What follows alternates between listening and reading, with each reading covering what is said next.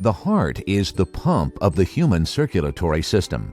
The left side of the heart has two connected chambers, the left atrium and the left ventricle. The right side of the heart also has two connected chambers, the right atrium and the right ventricle. These two sides, or pumps, of the heart are not directly connected with one another. Oxygenated blood from the lungs travels through large vessels called the pulmonary veins and enters the left side of the heart, emptying directly into the left atrium. The pulmonary veins are unusual in that they carry oxygenated blood. Other veins, because they carry blood back to the heart from the body tissues, carry deoxygenated blood.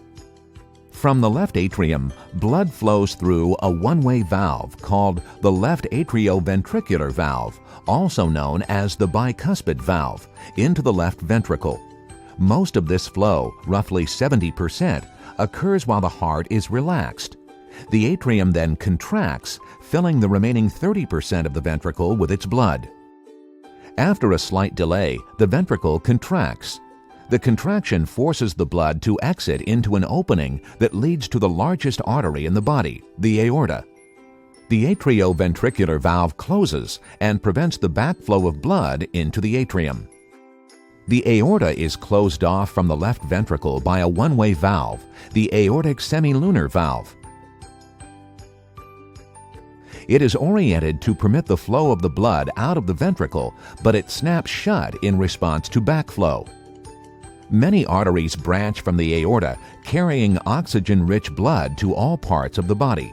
The pathway of blood vessels to the body regions and organs other than the lungs is called the systemic circulation. The systemic circulation brings blood to the neck and head and to organs in the rest of the body. The systemic circulation gives up oxygen to the body tissues and receives carbon dioxide. The blood that flows into the arterial system eventually returns to the heart after flowing through the capillaries. As it returns, blood passes through a series of veins, eventually entering the right side of the heart. Two large veins collect blood from the systemic circulation. The superior vena cava drains the upper body, and the inferior vena cava drains the lower body. These veins dump deoxygenated blood into the right atrium. Blood passes from the right atrium into the right ventricle through a one-way valve, the right atrioventricular valve, also known as the tricuspid valve. Blood passes out of the contracting right ventricle through a second valve, the pulmonary semilunar valve, into a single pulmonary artery, sometimes called the pulmonary trunk, which subsequently branches into arteries that carry deoxygenated blood to the lungs. The blood then returns from the lungs to the left side of the heart, replenished with oxygen and cleared of much of its load of carbon dioxide. The pumping of the heart is a repeated cardiac cycle of relaxation and contraction of the atria and ventricles.